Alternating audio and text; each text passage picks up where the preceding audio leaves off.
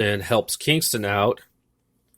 The wind literally was taken out of the crowd's sails. They were upset, and Rollins says he and Kingston will finish this some other time. And Rollins wanted to team with Kingston and face the Bar, and the crowd booed that. But so our main event ended up being Kofi and Seth versus the Bar. And then in the end, Kofi hits Cesaro with the Trouble in Paradise, and Rollins connects with the Stomp for the win. But the crowd didn't care. Of course, half the crowd was from at WrestleMania last night, and half of them are from they're international anyway, so whatever. But with the debut of Lars Sullivan, the returns of Alexa Bliss and Sami Zayn tonight, and The Undertaker, it was kind of a different vibe to it tonight. In some other news, but before I do that, I want to mention to you guys something here.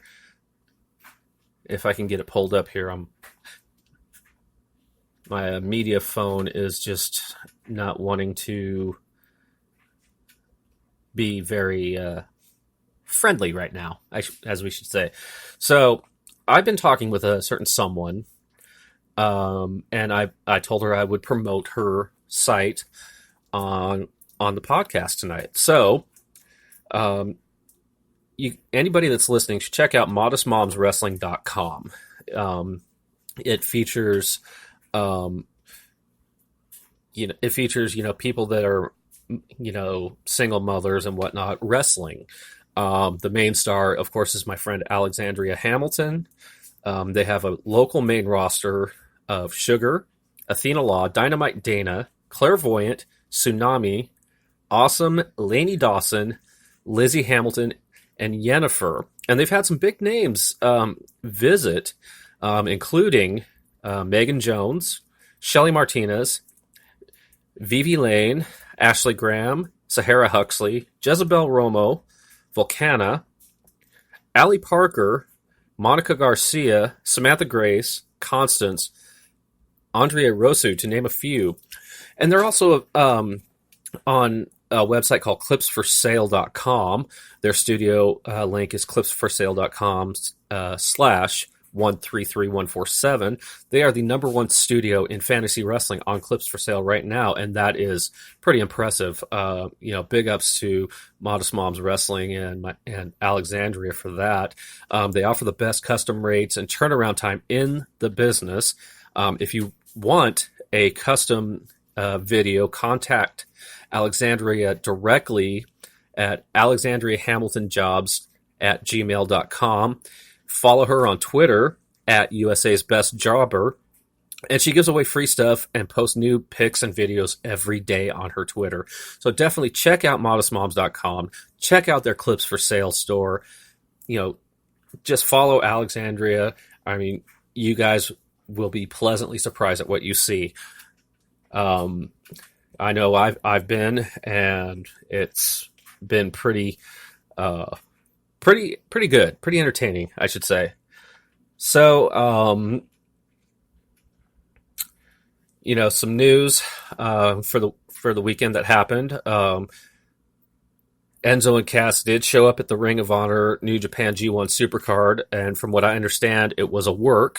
It wasn't a shoot. It was a work. So they've either signed with Ring of Honor or they've signed with New Japan. I mentioned to you on Saturday night that Bret Hart was attacked. Bret Hart and Natalya both were attacked by an overzealous fan at the Hall of Fame.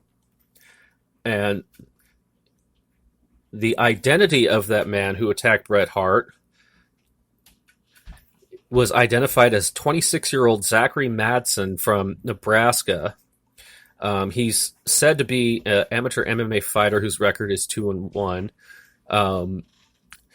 Madsen faced charges of 2 counts of third-degree assault, criminal trespass, and one other misdemeanor charge.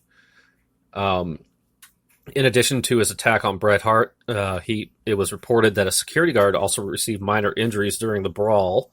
Many wrestlers who helped within a matter of seconds were Shane McMahon, the New Day, Travis Brown, who was beating the guy, Harry Smith, Davey Boy Smith Jr., Bret's nephew, and of course Dash Wilder. Bret was fine and finished his speech, like a pro. But when the cops asked Madsen why he did it, he said, well, it seemed like a good time as any. So this guy's probably going to be banned from all WWE events from this point forward.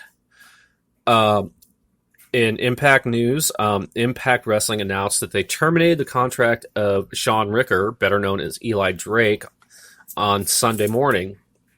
I'm thinking probably because he didn't want to have the intergender match with Tessa Blanchard.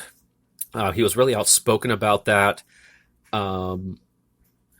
But as of right now, his contract was officially terminated Sunday. In other news, Dave Bautista announced his retirement this morning, early this morning via Twitter. And he's 50 years old. I mean, he had a heck of a career. I mean, he's a 2-time Royal Rumble winner, a 6-time world champion, 2 or 3-time tag champ. Never really held any of the secondary titles, but he's got the credentials to be in the Hall of Fame. If not next year, the year after. And it was reported that Conor McGregor congratulated Becky Lynch, his fellow countrywoman.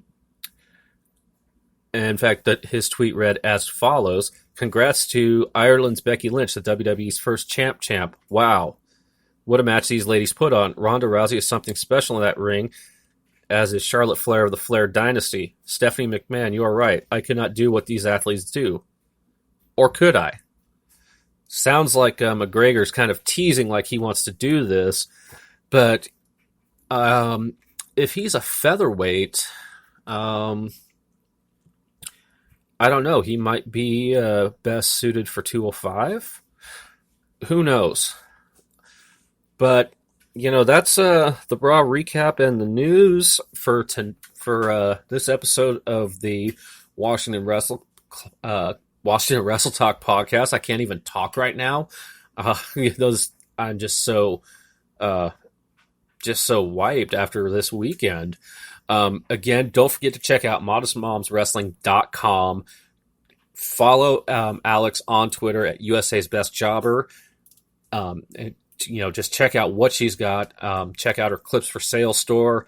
And always remember, guys, I will see you at the matches. I will try to have a SmackDown recap tomorrow. However, I won't be able to watch it live as Comcast Mobile does not allow me to do so. But there's no... but yeah, I mean, tomorrow's SmackDown will have something special, I'm sure. But again, this is the Washington Wrestle Talk. I am your host, Mike, and